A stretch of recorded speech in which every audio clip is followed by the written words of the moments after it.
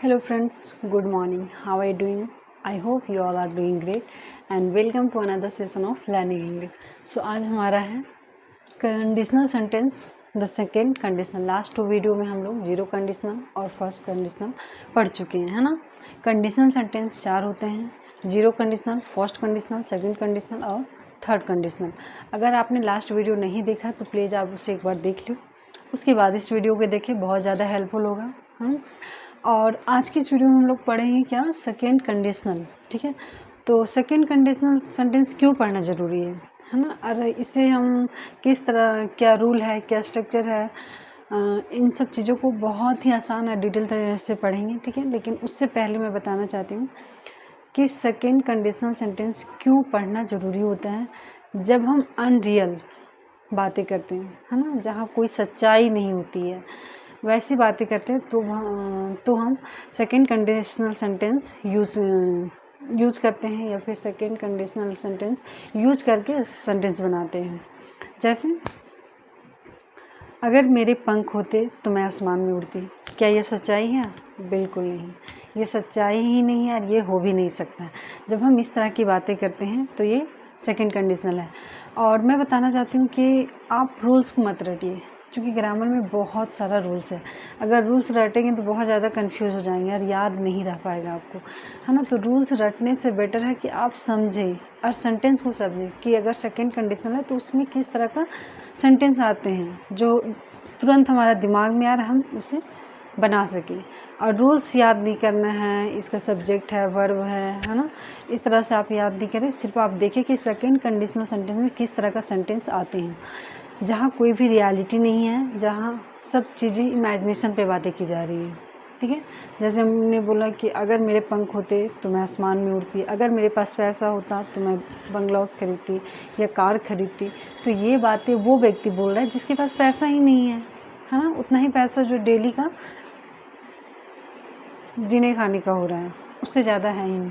तो फिर वो कार कहाँ से ले सकता है? ले सकता है? बिल्कुल नहीं ले सकता है। तो आइए देखते हैं इसका यूज, है ना। यूज़ क्या है?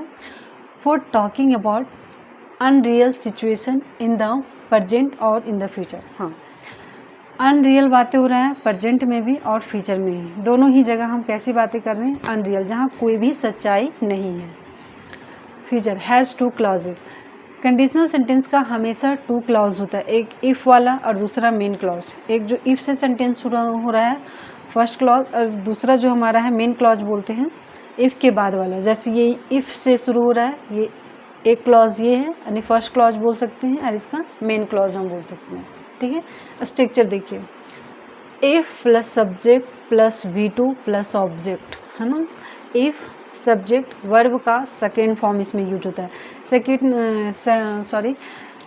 सेकेंड कंडीशनल यानी वर्ब का सेकेंड फॉर्म। ठीक है, इफ़ सब्जेक्ट वर्ब का सेकेंड फॉर्म प्लस ऑब्जेक्ट, इसके बाद ये मेन क्लॉज है, subject plus would plus verb यानी बेस फॉर्म V1। ठीक है, इसमें V1 यूज होता है, वर्ब का बेस फॉर्म। सेकेंड कंडीशनल है, इसीलिए यहाँ V2 का यूज कर रहे हैं। इस तरह भी आप इसे याद रखें, सेकेंड कंडीशनल यानी वर्ब का सेकेंड फॉर्म। ठीक है, आइए एग्जांपल देखते हैं। इफ़ आई हैड मनी, अगर मेरे पास पैसा होता, I would buy a car, तो मैं क्या करती? तो मैं कार खरीदती। ऐसा तो है नहीं। इफ़ आई वर यू, अगर मैं तुम होता, या फिर इसको ऐसे बोल सकते हैं, अगर मैं तुम्हारे जगह होता।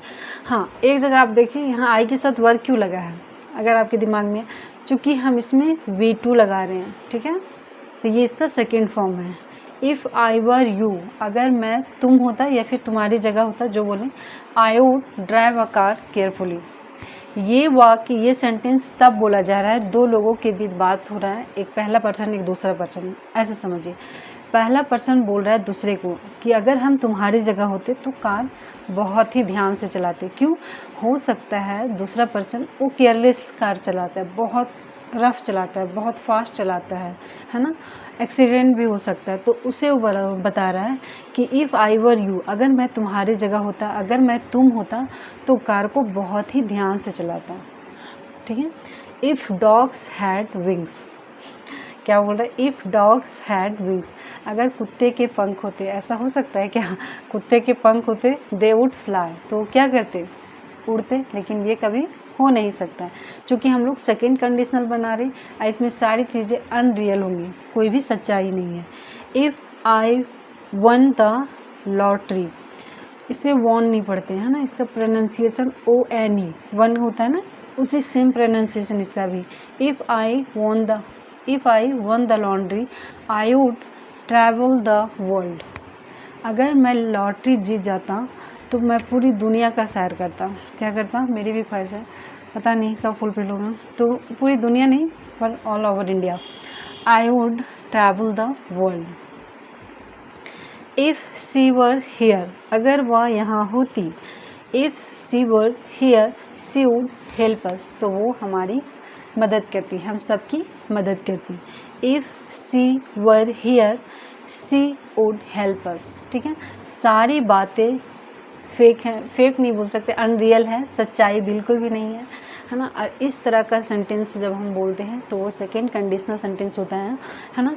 और आप इजली इसे बना सकते हैं, आप भी अब आप क्या करें, प्रैक्टिस के लिए जितना से जितना हो सके 8, 9, 10 जो भी हो, आप अपनी कॉपी में लिखिए और उसे यूज़ करें, ठीक है, यूज़ करें। अगर मैं प्रधानमंत्री होता, अगर मैं शिक्षा मंत्री होता, अगर मेरे पास पैसे होते तो मैं ये करता, वो करता, जो भी आए दिमाग में उसे ट्रांसलेट करें, हाँ, और इस तरह से आप वाक्य बनाएं और ये सेकेंड कंडीशनल को यूज करें, क्योंकि अगर आप बार बार करेंगे तो आपका दिमाग में फिट होगा। याद रहे, if plus subject plus verb का सेकेंड फॉर्म प्लस ऑब्जेक्ट, और मेन क्लॉज में आता है सब्जेक्ट प्लस इसमें वुड लगता है, ठीक है, हर जगह वुड लगा हुआ है, वुड प्लस वर्ब का बेस फॉर्म यानी कि फर्स्ट फॉर्म आता है। तो आई होप मैं बहुत अच्छे से समझाई हूँ और आपको समझ में आ गया होगा। Thank you so much for watching this video. अगर समझ में आ गया तो प्लीज़ प्लीज़ प्लीज़ आप उसे कमेंट बॉक्स में लिखें और एटलीस्ट 1 या 2 एग्जाम्पल आप ज़रूर बताएं, इससे मिलता जुलता नहीं, इससे अलग एडजेक्टिव नहीं, आप दूसरा कोई एग्जाम्पल ले और उससे आप सेकेंड कंडीशनल सेंटेंस में बना के प्लीज़ कमेंट करें। Thank you so much for watching this video. और आपको वीडियो कैसा लग रहा है प्लीज़ आप वो भी कमेंट में लिखें।